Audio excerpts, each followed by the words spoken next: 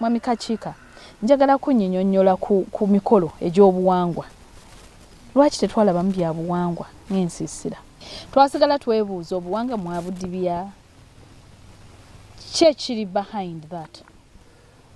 Olina okutunuulira ensi ekyuse nnyo. Olina okutunuulira lwaki baazimbanga ensiisira. Be bantu kubanga bozze nabo balina we batuula bokka ne bafuna we baliira bulungi ne bafuna we basula.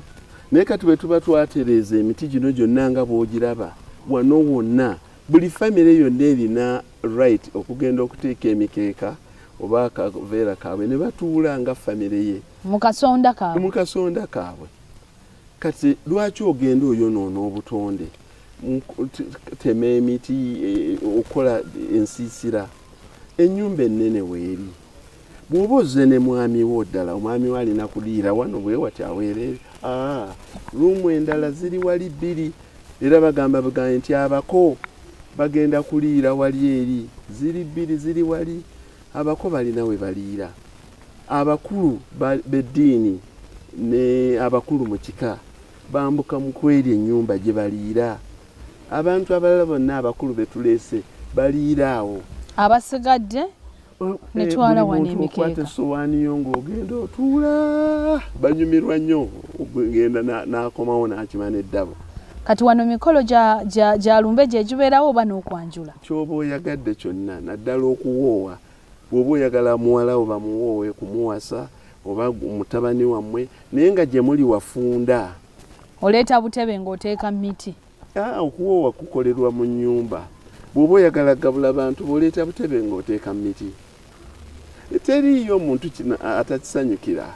Omugenyi omukulu yali regional cadre yatuula wali n'agamba kino sikirabangako.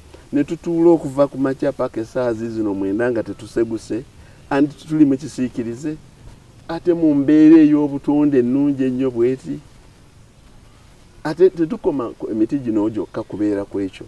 Nze mu kika buli ayagala okuzimba okola kutya bw'ajjangaga nti nakubye bulooka zange njagala kuzookya nga mwagenda otunuulira omuti gw'oyagala ogutema ebiri oba esatu tema.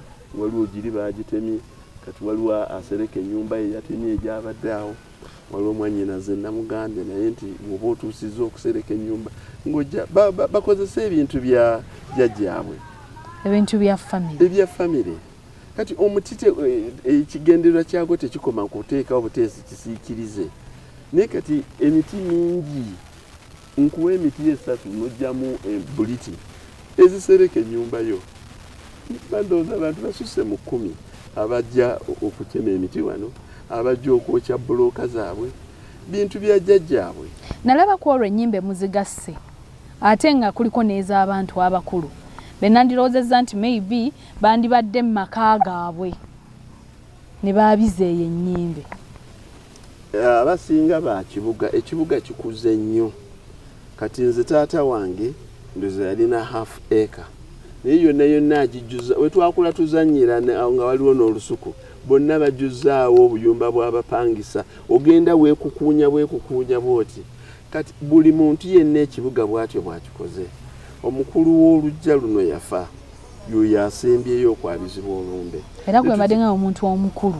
Ne tukikkiriziganyaako. Yasula ewuwe ne tumuleeta n'asiiba wano. Bwe tumaliriza edduwa ya 40 twagikolera wuwe. Oluvannyuma ne tuleeta olumbe wano. Kati alina amaka ge.